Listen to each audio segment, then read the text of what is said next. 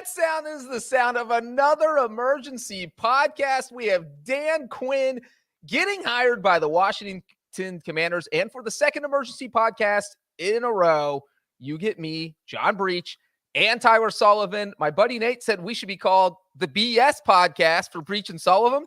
I told him I think that name is already taken. But we'll talk to our trademark team and find out if that is still available. But Solly, yesterday, we got Mike McDonald going to the Seahawks. Today, we have former Seahawks defensive coordinator, former Falcons coach, former Cowboys defensive coordinator, Dan Quinn, going to Washington. Let me just, right off the bat, ask you this. What was your reaction when you saw the Commanders were hiring Dan Quinn? Yeah, I do like the bat signal that CBS is now putting up whenever there's a head coaching coming in. They just call us, and I love that. I think that's great. But the gut reaction to this is a little mixed, to be totally honest with you, because I feel like the Commanders were, and we talked a little bit about this yesterday in the McDonald emergency press podcast. I kind of felt like this was the Ben Johnson spot, and the fact that he did not really take the interview as they were flying to Detroit. He wanted to stay with the Lions. I think they kind of got caught with their number one option going away, and they were left scrambling, and now they land with Dan Quinn. So I like it.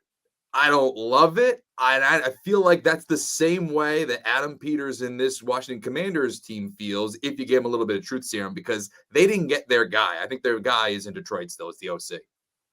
Yeah, and if you're a fan of the Commanders, this team has had 7 straight losing seasons, although one of those losing seasons did include a division title. So there was a small ray of hope in there that never turned into anything because this team has just been so bad. I'm not sure how you feel knowing that you kind of settled is really how it feels. Is if you had your eye on Ben Johnson, they talked to Mike McDonald, there was probably some interest here because remember, I don't think it's a coincidence that this hire was made less than 24 hours after McDonald got hired because it's like, oh, well, he's not an option anymore. And now you are here with Dan Quinn. So I do think the fact that they are settling does make it a little uninspiring. That doesn't mean this is a D- hiring because I do think Dan Quinn is a good coach. But that's where you are right now. And so I think if you asked a Commanders fan, they would just be like, well, I'm not happy, but I'm not mad. I'm just totally indifferent, which is kind of what it's been like to be a Commanders fan for the past 7, 10, 12, 20 years. Right. And let's just compare quickly what the Seahawks did yesterday and what the Commanders did today. I said yesterday in the other podcast that I like that move because it's a younger, defensive-minded guy for a team that kind of needs that injection into their franchise where they have an offense where they already have pieces, a veteran quarterback in Geno Smith. This team is in a totally different scenario where I feel like a defensive-minded head coach doesn't necessarily fit what they should be looking for, which is why I thought Ben Johnson made all the sense in the world here. You have the most amount of cap space in the NFL this offseason. You have the number 2 overall pick, which we all assume is going to be a combination of, if Caleb Williams falls, then sure, but Drake May or Jaden Daniels. You're going to bring in a rookie quarterback. And you would think that you would want to pair him with an offensive-minded head coach to kind of go through that maturation process. Because what happens if Dan Quinn, they draft a quarterback, he brings in whoever is going to be his OC, and this quarterback has tremendous success, similar to what we saw with C.J. Stroud in Houston this year. We saw Bobby Slowick become one of the most sought-after offensive minds this cycle, ultimately decided to stay, but more often than not, those dudes dip. And they're gone. And then you're talking about your first-round quarterback going into year 2 with another coordinator. So I genuinely think there's a lot of risk here for Washington going with a defensive-minded head coach in Dan Quinn. Yeah, and you don't even have to bring up the Texans. You can look at a prior Dan Quinn situation when he was the head coach of the Falcons, and he had Kyle Shanahan as his offensive coordinator in 2016. They go to the Super Bowl. Matt Ryan wins MVP.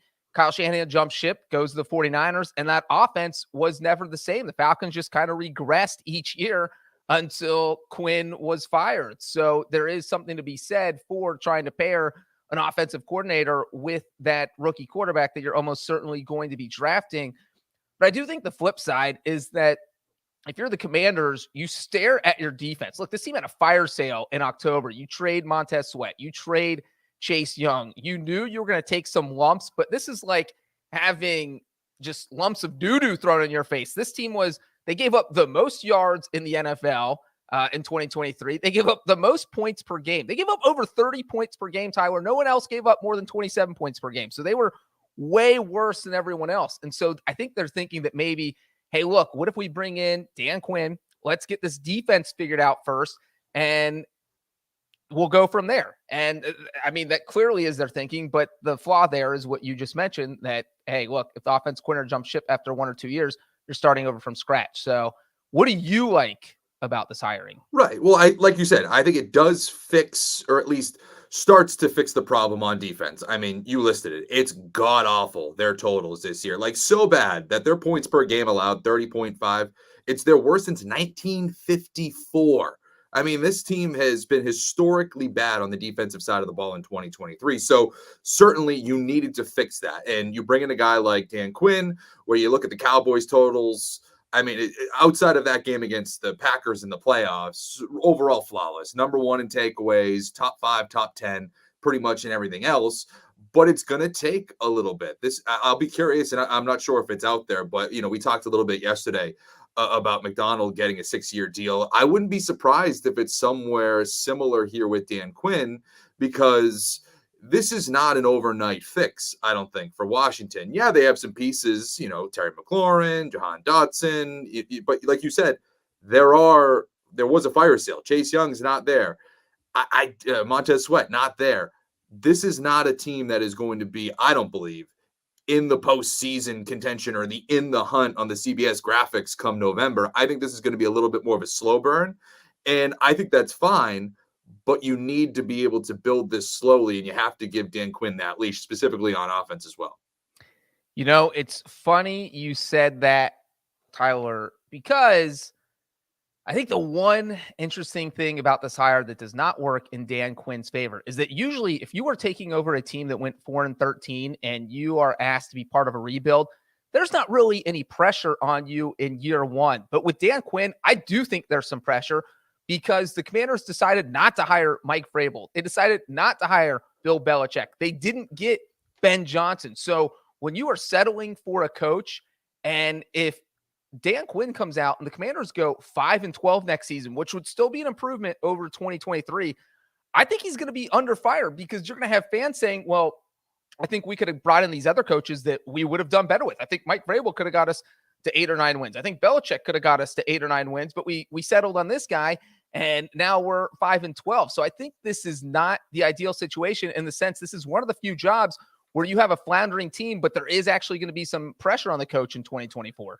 Do you think this is more Frank Reich like? Do you think that this is one of those situations where they bring in a young quarterback, maybe things don't come out as rosy, and maybe not an in-season firing, but certainly that seat's extremely warm? And as you mentioned, what happens if these number 1 guys that they had their eye on this cycle decide, hey, listen, Ben Johnson, Detroit, I just keep going back to him because I feel like he was their number 1 guy. What if he takes them to an NFC championship, a Super Bowl appearance, and says, you know what, I've done my job in Detroit. I definitely want to go see opportunities. I don't know how you don't revisit that, especially if they have a down year. But, again, a lot needs to be kind of played out, obviously. But I do have some reservations about this hiring. As much as I do think it could fix the defense, I just wonder, as you're mentioning, I don't know what the offense is going to look like and how that's going to be fixed going forward. Well, you're mentioning what the offense is going to be like, and a big question that Quinn's going to have to answer right away is, what do you do with Eric Bieniemy? Because he has a pretty strong offensive coordinator on his staff. It's just a matter of, do you want to bring in your own guy, or do you let Bieniemy hang around just because he's got a pretty decent track record of success? I would have to think Quinn is going to bring in his own guy. It just does. I think he will, and I don't know this for sure, but he just feels like a guy who will mostly clean house and kind of bring in his own coaching staff. I do feel like that's what most head coaches want to do. And it's funny you mentioned Frank Reich, because I actually think he would be an interesting option for offensive coordinator, because if you want someone who can develop a quarterback but maybe won't jump ship to be a head coach, because maybe Reich, hey, I've been fired twice. in the past 2 years. Maybe I'm okay being an offensive coordinator for 2 or 3 years before I even think about becoming a head coach again. But so that offense coordinator job is going to be key. You think they keep Bieniemy? You stole it from me because that's what I was going to get to next. I do think that there is a chance where Bieniemy stays, a guy like Frank Reich, Josh McDaniels. I think that might be the wiser move to go down if you're Dan Quinn assembling this staff, because you don't run the risk of losing these guys after year one, because it seems very unlikely. I mean, at this point, I don't know if Eric Bieniemy is going to get a head coaching job. I mean, he was there with that organization for a year. They moved on from Ron Rivera. If that was not going to land him a gig, I don't know what would. And Frank Reich, same thing. I just don't think he's getting another opportunity, and Josh McDaniels certainly not. And you can credit all those guys for being strong offensive minded. It's just not great head coaches. And so I think that that's probably the route they go down. Now, I don't know if it's Bieniemy. Maybe they want to just kind of start anew, and I don't know the relationship between him and Dan Quinn. I would think that he would bring in his own guy. I don't think that you want to kind of piece together this staff. I mean, last year, points per game and total yards per game, 25th and 24th. There were some flashes with Sam Howell, and certainly that's not all on Bieniemy, but I think you might want to bring in a guy that you're a little bit more familiar with if you're Dan Quinn. All right, we are going to take a break. And we get back, I'm going to ask Sully another question about offensive coordinators. That is a classic Brinson tease for you. The doubleheader in the dark. It's a two test: strategy, skill, and speed.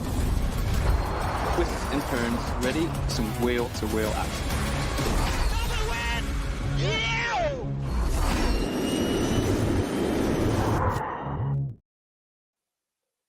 By the way, Brinson's not here. My understanding is that he is having his hair plug surgically attached to get prepared for his trip to Las Vegas. It's going to be windy and cold there. You cannot take any chances, as we know, right, Sully? Yeah, that's totally true.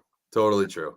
Let me ask you this. So, and real quick, because if Dan Quinn dumps Eric Bieniemy or just says, hey, look, I'm bringing in my own guy, and now you're out there trying to hire an offensive coordinator, this just doesn't seem like the most attractive job, because you're looking at the Seahawks still need an offensive coordinator, the Saints, Patriots, you know that. I think Jim Harbaugh still needs one in LA, the Raiders, the Titans. I mean, there are a lot of teams right now that need an offensive coordinator. So, I mean, are the Commanders even top 5 on this list? If you're an offensive coordinator, are you calling them back, or are you calling back the Chargers? Yeah, like it's a great point, because now that all the openings have been filled in the NFL, you're really going to start to see these things kind of heat up. And great, for instance, you reference it. The Patriots need one. Nick Haley has kind of been the guy that they've been circling, Rams tight ends coach, former tight ends coach for the Patriots. Just ask yourself the question: is this the type of opening that would derail him from possibly joining the Patriots and immediately going to the Washington Commanders? It's kind of a good question. And I don't know. It depends on, I think, what these guys view of the assets that the Commanders have, because you might say, okay, it's not a great landing spot. You'd much rather go to Los Angeles to work with Justin Herbert, just for an example, or maybe you want to go to Seattle to work with DK Metcalf and those wide receivers. Sure. And I wouldn't fault you. But what if you love Drake May? What if you think that this dude is the next Justin Herbert? Or what if you think that Jaden Daniels is the next Lamar Jackson, and you think that this team is actually not that far away because of that number 2 overall pick, and because you do have the most amount of cap space, and you do have a new ownership group that does probably want to make a big swing relatively early? There is a possibility that that could land you not only a decent gig in 2024, but as we were talking about earlier, you could be the next Bobby Slowick and be the next hot head coaching candidate if you can come in and make this rookie quarterback look as good as he possibly can. So I actually would push back. I wonder if it's almost more attractive for an offensive coordinator than most of these other jobs because of where they sit financially with cap space and the number 2 overall pick. Again, you got to love the prospects, but I actually don't think that this is terrible for an OC. Yeah, no, it's a fine job. You have weapons, and that's what you want. It's just a matter of getting the quarterback situation figured out. But, you don't know if you're going to be working with the next CJ Stroud or the next Bryce Young. Because, and that's not to say Bryce Young is bad or is going to be bad. It's just that you don't know what you're going to be working with. And if you get a quarterback who maybe isn't ready for the NFL, that's going to make you look bad. And that's going to reflect on you. And you're not going to get a head coaching job because your first season is probably going to be a huge struggle. So it's just a very, very interesting situation. And, one offensive coordinator I saw floated around, Jonathan Jones actually pointed this out, January 20th story, that Chip Kelly was drawing interest as an NFL coordinator. And then there were a couple other reports that maybe Chip Kelly and Dan Quinn might end up coaching together. So that would be an interesting name to watch. Yeah, for sure. And I don't know. I mean, let me ask you, does he fit the mold of a one and done candidate, or do you think he's more in the vein of, no, this dude probably sticks around. I don't know if his coaching candidacy as a head coach would be hot out of the gate in 2025. Yeah, I don't unless the Commanders went out and won the Super Bowl in 2024. Right. I don't think Kelly would jump ship after 1 year. I think you would absolutely have him for at least 2 years. And again, unless there are a top 5 offense both years, I just don't see the interest in him from a head coaching perspective. Excuse me. So I would think that he sticks around for 2 or 3 years. And I think 3 years is what you have to be shooting for if you're hiring an offensive coordinator. So it is the whole thing, though, is just look at what Dan Quinn, look at his track record. We can talk about what he did in Seattle. They went to 2 straight Super Bowls. He ran one of the best defenses in NFL history. I mean, this isn't just in the past decade. This is ever. And then you look at with the Falcons, with him getting hired in 2015, he took over a team that went 6-10 in 2014 and that gave up the most yards in the NFL in 2014. So it's crazy to think that both his head coaching jobs, taking over for a team that just finished giving up the most yards. And you know what he did in 2015?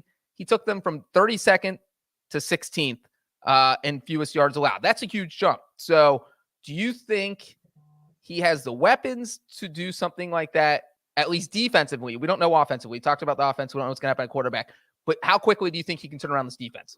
Well, I honestly wonder if they are going to use the draft for the offense and free agency for the defense. That's kind of how I think that they might parse this thing. You bring in a bunch of veterans because you're more confident in Quinn bringing in veterans and coaching them up and having an impact defensively in year one, and just kind of letting the offense be a slow burn and development. That's what would be my suggestion. So I think they're going to be a better defensive unit. I don't have really any doubts of that.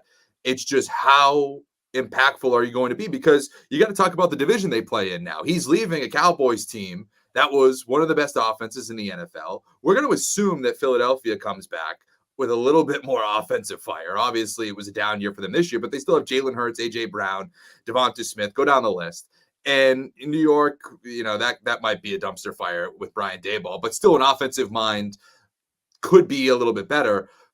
You still have a tough division to go through. So you have to show up defensively to at least hang around with Dallas, to at least hang around with Philadelphia. So I do think they're going to be better. I just don't necessarily know, if that's going to spring them into contention in year one. I think they're going to spend a lot of money. I think they'll spend money on defense, but I don't know if that's going to spring them into contention. Well, one thing about this is that you are moving to a team and your opponents well. You mentioned you're playing these solid offenses in the NFC East with the Cowboys and the Eagles. Well, Quinn knows Mike McCarthy's offense better than anyone right now, except for maybe Mike McCarthy, because he just spent 3 years practicing against it. He knows the Eagles offense as good as any defensive coordinator. And I don't know that you really need to know the Giants offense as long as Daniel Jones is that quarterback. So it does feel like from a personnel wise and drawing up game plans that he's giving himself a better chance as at least slow these teams down in case he doesn't have the personnel he wants on the field by next season. Because like you said, this is going to be a rebuild. This isn't going to be, let's get every player we need in 1 year, even though they have $70+ million in cap space and the number 2 overall pick in the draft. I don't think this is a 1 year fix. But the flip side of that is it's tough that I'm shocked that he left Dallas and jumped ship to a division rival, because you look at the teams that he talked with over the past 2 years. He's one of the hottest coaching candidates, Solly. I mean, I think in 2022, he talked with the Broncos, Bears, Giants, Vikings, and Dolphins. last year drew interest from the Cardinals, Colts, and Broncos, and he decides to go in the same division. Does that surprise you that this is the year he finally left and that he went in the same division as the Cowboys? It doesn't surprise me that this is the year he left, because I think that going into next season, going into 2024, every article that you're going to read about the hottest seat in the NFL, it's going to be Mike McCarthy. And so if he gets blown out, you're not so sure that you're going to stick around as DC. So this is the time to jump ship to your own situation, control your own destiny, be a head coach somewhere else, get that money. Frankly. So are you saying the Cowboys are a sinking ship? I think so. And we can talk about them too, because I think that there's a lot to talk about with them, especially Right. losing Dan Quinn. But I think this is a wise move for him to leave now and to go to a division rival. I don't know. I think you just go to what's offered to you right now. And this is the last team that was available, last team that had an opening. And I think that they missed out on their number one guy. Swoop in, take that job, because you don't know what tomorrow's going to bring in Dallas. You don't know what Jerry's going to do if all of a sudden this Cowboys team starts off a little bit slow. Actually, frankly, I think I do know what they're going to do if they start off slow in 2024. And that's not good news for Dan Quinn and his head coaching stock. Yeah, not at all. And it does feel like that he's just thinking, man, as you said, if Mike McCarthy's gone, I'm gone. And I don't want the head coaching job because I've been with Jerry for 3 years and I know how volatile things get there. I'm just going to go where it's nice and calm. I got a new owner, a first-time GM, and I'll have a longer leash there. I don't have to worry about getting fired in year one. And you know what? He's strengthening the Commanders because he is a good coach. He's a good defensive coach, and he's weakening the Cowboys because whoever the Cowboys bring in, unless it's Vrabel or Belichick, is probably not going to be as good as Quinn. And yeah, as you said, let's talk about the Cowboys and how they just lost their defensive coordinator. What do you think this means for them? Well, not only that, but I saw it was Ian Rappaport, NFL Network, reported too that Joe Witt, the secondary and defensive passing game coordinator, is expected to go with Dan Quinn as his DC. So not only is Dallas losing their DC, but in all likelihood also losing their number one in-house replacement for Dan Quinn as well. So there's a lot to mix and match here for Dallas in a time where you kind of want to have your ducks in a row. You're not a team like Washington who is able to kind of go through the motions. You're a young developing team. No, this is a team that was extremely disappointing in the postseason for 3 years in a row after 12-5 seasons. And your head coach now has the hottest seat, in my opinion, in the NFL. You need to kind of figure this out. The defense was your number one strength. It was a lot of the reasons why people thought that you could go to the Super Bowl this year. And a lot of that was Dan Quinn. A lot of that was Joe Witt. And if that's now gone, that brain trust is now in Washington, and you now have to fill that if you're Mike McCarthy, on top of just being nervous of your own job security, that there's a lot of red flags with Dallas going into 2024. Yeah, and that really puts Mike McCarthy in a tough position. It'll be interesting. I would love to know how he is reacting to this news because now you don't have to start over on defense, but you need to find a defensive coordinator who probably runs something similar to what Dan Quinn does, because you don't want to bring in a whole new system. And then you're an offensive guy. You don't want to be worrying about that when you're playing next season. If your defense gives up 40 points, that's something that McCarthy hasn't had to deal with. I think they only gave up more than 30 points in one game last season, not including the Packers in the regular season. And think about this, Breech. You know, the institutional knowledge is something that people like to point out with these teams all the time. The Washington Commanders now have institutional knowledge of what the Cowboys like to do, what their, affinities are, what their weaknesses are, specifically on the defensive, but also offensive side of the ball. That's also happening in Philadelphia as well, with Kellen Moore coming in as the offensive coordinator, former OC of the Cowboys. Obviously was with the Chargers last year. The institutional knowledge for the Cowboys is basically the secret's out in that entire division, with two rivals now having former coordinators as either coordinators or head coaches. So to me, I just think that that's an interesting kind of subplot as we go into 2024, where all these guys kind of know each other. They know their tendencies more so than just what you see on film. You know what goes on in the hallways. You know the ins and outs of that organization, those players, their tendencies a little bit more than what would be used to. So like when we look at these games in 2024 in terms of the lines and these, when we get into the nitty gritty of like betting these games, there's a point, a half point edge with these teams that are going, specifically, the teams that know Dallas. I think that there's going to be a little bit of a swing there that most people won't recognize. Yeah, there is. That also works in reverse, though, as far as Mike McCarthy's very familiar with what Dan Quinn's going to do on defense. And maybe he's thinking, God, I'm thrilled to face him. Because you look at what Kyle Shanahan, obviously on the same staff as Dan Quinn in Atlanta, so got to see Dan Quinn's defense up front all the time. And we saw him go out and put 42 points up on Dan Quinn's defense earlier this year, back in October. So that definitely works in reverse, and that doesn't always work in your favor. But to your point, the rest of the division, it's not just Dan Quinn and the Commanders, it's Kellen Moore and the Eagles. And so the other teams have to feel good about, hey, this is finally going to be the year where we take down the Cowboys. Mike McCarthy's going to get fired. We have a chance to torpedo this team and just sink them. And so I do feel like the rest of the division are sharks, and they're seeing blood in the water with the Cowboys. Tyler, are we just sitting here just predicting the Cowboys' demise? Is that we just have an emergency podcast and the Cowboys finishing in last place in 2024? Well, listen, there's legs to it, right? I mean, there's a chain reaction. Obviously, a lot of this is, of course, Dan Quinn joining the Commanders and what that means for the franchise, but we do have to touch on what that means for other teams, for the team that he's leaving. And the fact that it's in the same division, I think carries a little bit more prominence because of everything we just mentioned. The fact that not only are you filling the defensive coordinator spot, but probably the replacement in Joe Witt Jr. is going with them as well. So that would probably be the guy that in-house could have been your replacement, maybe makes that departure a little bit easier. Now it's a little bit more difficult. So, when you're gnawing away at these franchises, at these coaching staffs, and not only doing that, but going against them twice a year, I think is very noteworthy. Yeah, let's get back to the actual coaching search real quick. And let me just ask you, were you surprised that Vrabel and Belichick did not, I mean, it didn't seem like they were interested at all. Were you surprised they didn't get a sniff, especially with a new owner who maybe is looking to make a splash?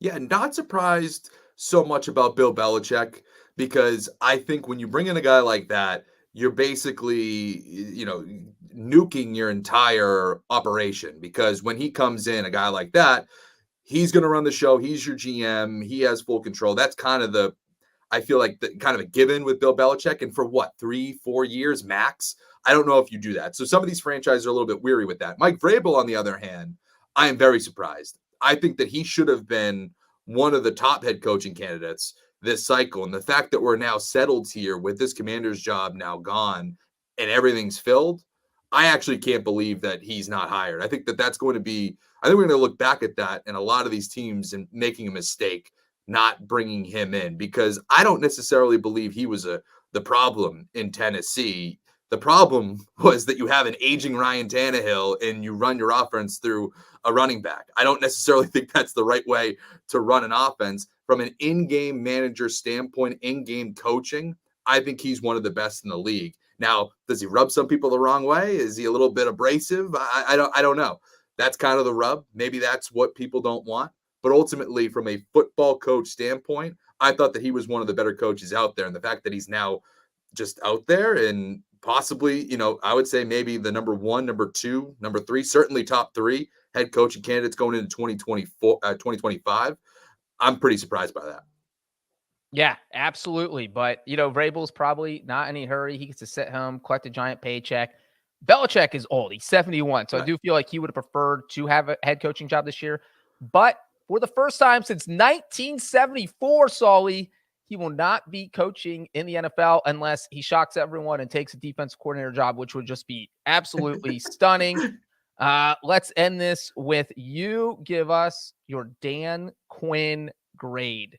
Yeah, I give it a B-. B-. Like the coach, like what he's going to do to the defense, but I have so many questions about that offense, and I feel like the Commanders didn't get their guy. I will also give it a B-. But you know what? If he gets a Dairy Queen sponsorship, I'm going to move it up to a B. How can someone with the initials DQ not have a Dairy Queen spot? That is just waiting to happen. I'm going to write Dan Quinn's agent and tell him to get on that. But yeah, totally agree. This definitely is something that could work. Dan Quinn has a great track record, but obviously a lot of questions here with the future of this franchise. Commanders just Commanders fans don't care who their coach is as long as they get to the playoffs and the Super Bowl. It's been so long. They thought Dan Snyder being gone would fix everything. Nothing is fixed yet, but maybe Dan Quinn can start the process of getting things fixed. For Tyler Sullivan, I'm John Breech, and unless we see a surprise coaching, firing, and hiring, that's it for the emergency podcast for coaching hirings this offseason. We are glad everyone tuned in. We love you guys all, and we will see you probably in like 2 hours because I think we have another podcast to record. See you soon, everyone.